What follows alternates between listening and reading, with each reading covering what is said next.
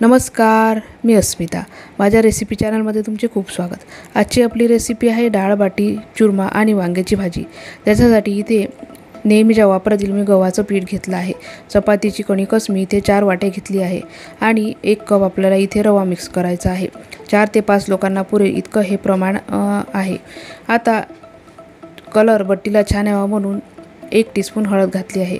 अर्धा टीस्पून मी इथे बेकिंग सोडा वापरला आहे. चवीप्रमाणे इथे मीठ घालून घेऊ. आता इथे एक मसाला आपल्याला जाडसर वाटून घ्यायचा आहे. 1 चमचा बडीशेप, 1 चमचा जिरं आणि 1 चमचा मी इथे ओवा घेतला आहे. जाडसर असा आपल्याला हा मिक्सरला फिरवून घ्यायचा आहे. याने फार छान स्वाद आपल्या बट्टीला येतो. आता संपूर्ण हा मसाला मी ह्या कणकीमध्ये मिक्स करणार आहे. संपूर्ण मसाला कणकीमध्ये आपण मिक्स करून घेऊ.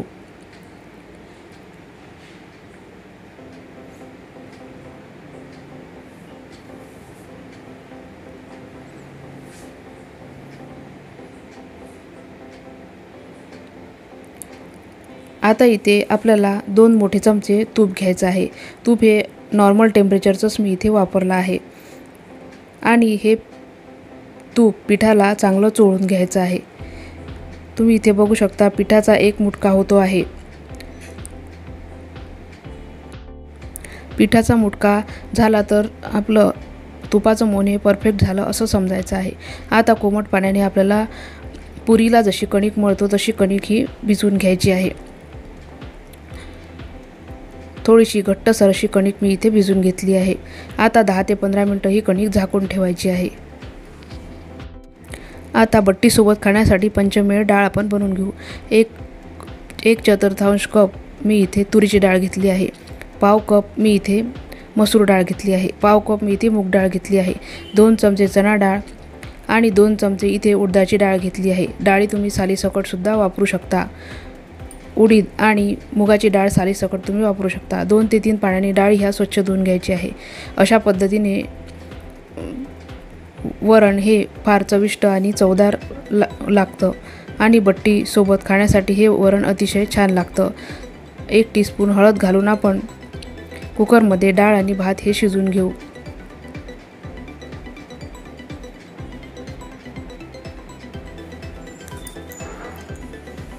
चार ते 5 शिट्ट्यांमध्ये डाळ ही शिजून तयार होते.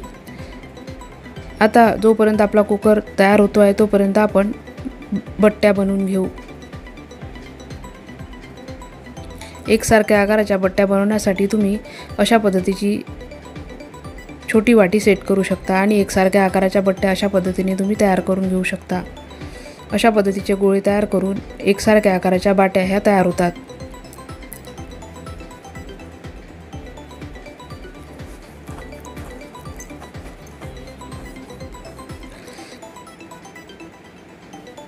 आता आपण बाटी तयार करून घेऊ. जाडसर अशी पारी मी इथे लाटून घेतली आहे आणि त्या पारीला तेल लावून अशा पद्धतीने आपल्याला घडी घालून घ्यायची आहे आणि गोलाकार देत अशी पद्धतीची बाटी तयार करून घ्यायची आहे. अशा पद्धतीच्या बाट्या झटपट तयार होतात. जास्त लोकांसाठी या बाट्या बनवायच्या असल्या तर अशा पद्धतीने तुम्ही झटपट पद्धतीने बाट्या ह्या तयार करून घेऊ शकता. दुसऱ्या बाटी पण अशाच पद्धतीने आपल्याला तयार करून घ्यायची आहे. तेल लावून घेतलं आहे आणि अशा पद्धतीचे घडी घालून गोलाकार असा आकार आपल्याला द्यायचा आहे. बाट्या अशा पद्धतीने सर्व ह्या तयार करून घ्यायच्या आहे.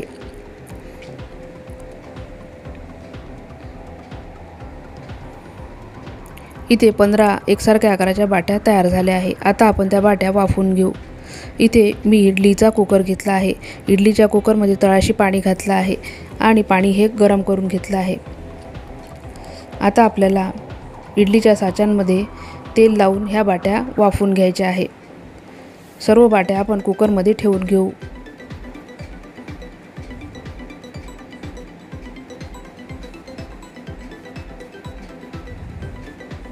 आणि कुकरला झाकण लावून 15 ते 20 मिनिटमध्ये ह्या बाट्या तयार होतात.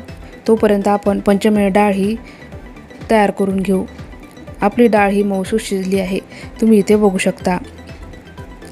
आता आपण फोडणीची तयारी करू. इथे 2 ते 3 टेबलस्पून तेल आपल्याला कढईमध्ये घ्यायचे आहे। तेल गरम झाले आहे, त्याच्यामध्ये अर्धा टीस्पून मोहरी घातली आहे, 1 टीस्पून मी इथे जिरं घातलं आहे।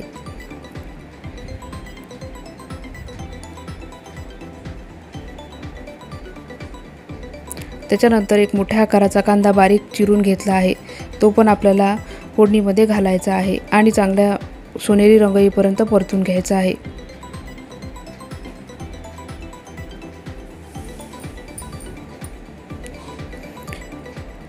त्याच्यानंतर आपल्याला मिनिटभरानी 1 चमचा आलं लसूण मिरची पेस्ट इथे घालायची आहे। तुम्ही आलं लसूण पेस्टसुद्धा वापरू शकता। मी इथे मिरची, 1 हिरवी मिरचीसुद्धा याच्याबरोबर बारीक करून घेतली। आता 2 ते 3 कट केलेल्या सुक्या लाल मिरच्या मी घातल्या आहे। इथे मुठभर मेथीची पानं मी बारीक धुवून चिरून घेतली। मेथीमुळे फार छान स्वाद ह्या वरणाला येतो। अशा पद्धतीची मेथी वापरून बघा। इथे कसुरी मेथी वापरायची होती, पण कसुरी मेथी नसल्यामुळे मी अशा पद्धतीने हिरव्या मेथीचा वापर केला आहे। फार छान अशा पद्धतीने टेस्ट या वरणाला येते। आता पाव टीस्पून आपल्याला इथे हिंग घालायचा आहे।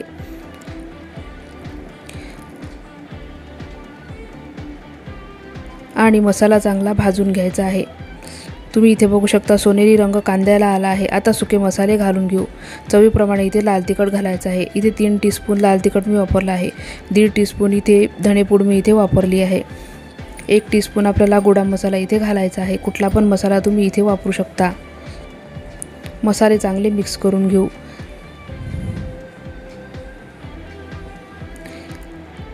एक मध्यम आकाराचा टोमॅटो बारीक चिरून इथे घ्यायचा आहे। इथे मसाला जळू नये म्हणून 1 टेबलस्पून पाणी तुम्ही घालू शकता आणि 1 टेबलस्पून पाणी घालून स्लो गॅसवर मी अशा पद्धतीने मसाला शिजवून घेतला आहे। स्लो गॅसवर हा मसाला चांगला एकजीव होईपर्यंत शिजवून घ्यायचा आहे। मसाला चांगला शिजला आहे, तेल सुटू लागला आहे। आता जे शिजवून घेतलेली डाळ होती ती आपल्याला ह्या मसाल्यामध्ये घालायची आहे।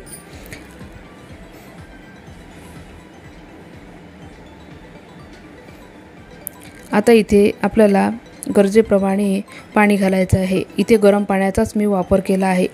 ज्या कन्सिस्टन्सीची आपल्याला वरण हे हवं आहे त्या कन्सिस्टन्सी येईपर्यंत आपल्याला इथे गरम पाणी वापरायचं आहे। बाटीबरोबर खाण्यासाठी जे वरण आहे ते पातळच असतं, त्याच्यामुळे बाटी चुरून हे वरण खाल्लं जातं। आता स्लो ते मीडियम गॅसवर आपल्याला हे वरण झाकण ठेवून चांगलं उकळून घ्यायचं आहे।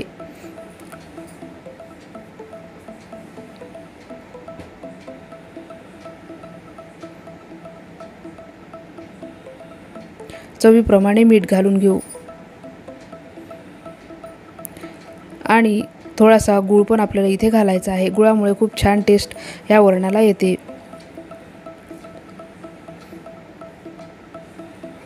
झाकण ठेवून चांगली दणदणीत अशी वाफ काढून घेऊ। आता 15 ते 20 मिनिटं झाले आहे। बाट्या ह्या तयार आहेत। तुम्ही इथे बघू शकता। अशा पद्धतीने टूथपिक किंवा असं चाकूच्या साहाय्याने आपण बाटी चेक करून घेऊ शकतो।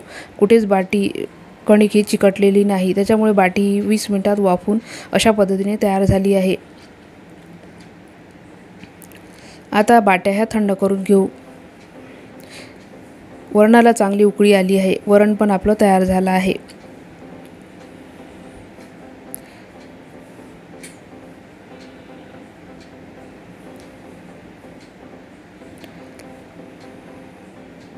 बाट्या ह्या कट करून घेऊ। बाट्या तुम्ही 4 भागामध्ये अशा पद्धतीने कट करून घेऊ शकता किंवा 4 चौकोनी तुकड्यामध्ये पण कट करून घेऊ शकता। तुम्ही तुमच्या आवडीप्रमाणे ह्या बाट्या कट करून घेऊ शकता। बाट्या आपण थंड करून घेऊ। आता इथे वांग्याच्या भाजीची तयारी करू। इथे 1 टेबलस्पून तेल मी घेतलं आहे। 4 ते 5 छोट्या आकाराची वांगी मी इथे चिरून घेतली आहे आणि 1 छोट्या आकाराचा बटाटा पण मी इथे घेतला आहे। नुसती वांग्याची भाजी पण तुम्ही बनवू शकता। अर्धा टीस्पून मोहरी आणि अर्धा टीस्पून जिरं घालून फोडणी तयार करून घेतली। मोहरी जिरं चांगलं तळतळलं आहे। आता आपल्याला इथे फोडणीला कांदा घालायचा आहे। थोडी कढीपत्त्याची पानं पण आपण इथे घालून घेऊ। पाव टीस्पून हिंग पण मी इथे घातला आहे। एक मध्यम आकाराचा कांदा बारीक चिरून घेतला आहे। कांदा आपल्याला सोनेरी रंग होईपर्यंत चांगला भाजून घ्यायचा आहे।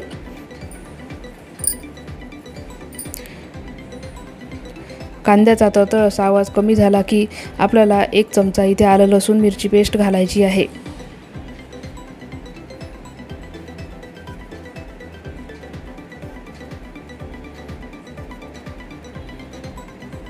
आलं लसूण मिरची पेस्ट आणि कांदा चांगला हलका सोनेरी रंग येईपर्यंत इथे भाजून घ्यायचा आहे। 5 ते 10 मिनिटात तयार होणारी ही भाजी आहे। तुम्ही तुमच्या आवडीप्रमाणे आणि तुमच्या अंदाजाने जितकी वांगी लागतात तितक्या अंदाजाने इथे वांगी घेऊ शकता। एक छोट्या आकाराचा बटाटा सालं काढून कट करून घेतला आणि तो पण कांद्याबरोबर आधी सुरुवातीला परतून घ्यायचा आहे। बटाटा शिजायला थोडा वेळ लागतो म्हणून मी आधीच बटाटा घालून घेतला आहे। इथे थोडीशी चिमूटभर मी कोथिंबीरसुद्धा घातली आहे। कोथिंबीरचा फार स्वाद असा फोडणीमध्ये घातल्याने भाजीला येतो।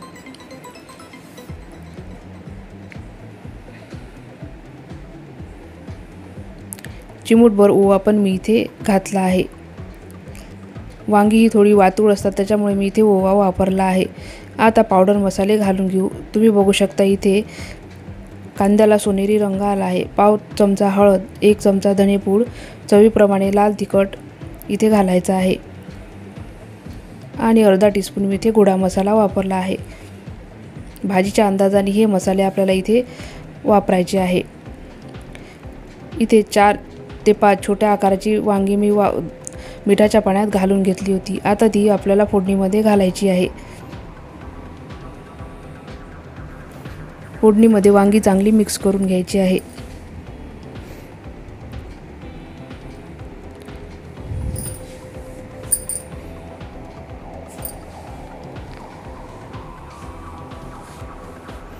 तुम्ही इथे बघू शकता फोडणीमध्ये वांगी चांगली मिक्स झाली आहे। तेल सुटू लागलं आहे। चवीप्रमाणे इथे मीठ घालून घेऊ। वांगी चांगली परतून घेऊ।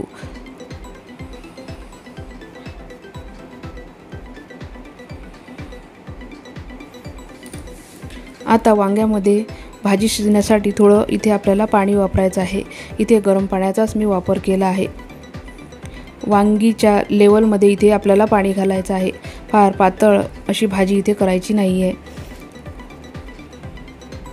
वांगी भिजतील एवढं पाणी मी इथे घातलं आहे आणि स्लो गॅसवर ही भाजी 5 ते 10 मिनिटात शिजून तयार होते। तुम्ही इथे बघू शकता फार चमचमीत अशी भाजी तयार झाली आहे। आता इथे तेल तापत ठेवले होते, बाट्या तळून घेऊ। तेल चांगलं तापून घ्यायचं आहे आणि गॅस मध्यम आचेवर आपल्याला बाट्या सर्व मावेल तेवढ्या तळून घ्यायच्या आहे। तुम्ही इथे बघू शकता चांगल्या सोनेरी रंगावर ह्या बाट्या तळून घ्यायच्या आहे। आतमध्ये सॉफ्ट आणि वरून कुरकुरीत अशा ह्या बाट्या तयार होतात। अशा पद्धतीने बाट्या ह्या नक्की बनवून बघा। सर्व बाजूनी तळून आपल्याला ह्या बाट्या कुरकुरीत अशा सोनेरी रंग येईपर्यंत तळून घ्यायच्या आहेत।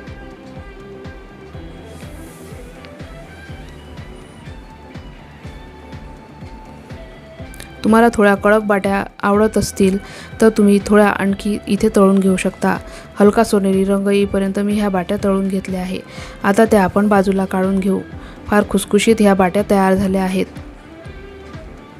तुम्ही इथे बघू शकता।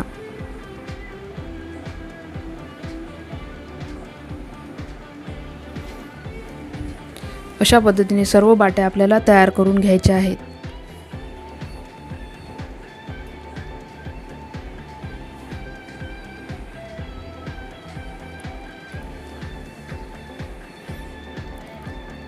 आता इथे चुरमा बनवण्याची तयारी करू।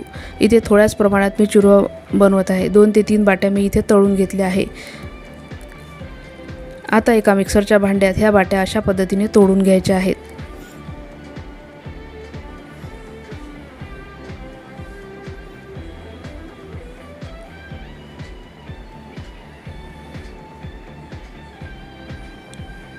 आता इथे चवीप्रमाणे आपल्याला गूळ घालायचा आहे।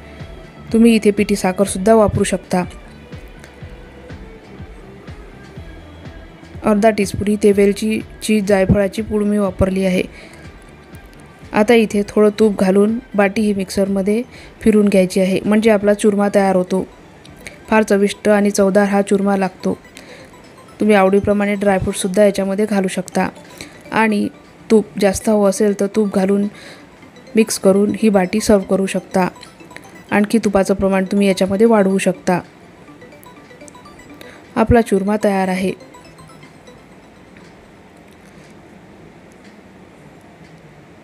व्हिडिओ आवडल्यास लाईक करा, शेअर करा, सबस्क्राईब करा आणि बेल आयकॉनही प्रेस करा, म्हणजे माझ्या व्हिडिओच्या नोटिफिकेशन तुम्हाला मिळतील। धन्यवाद।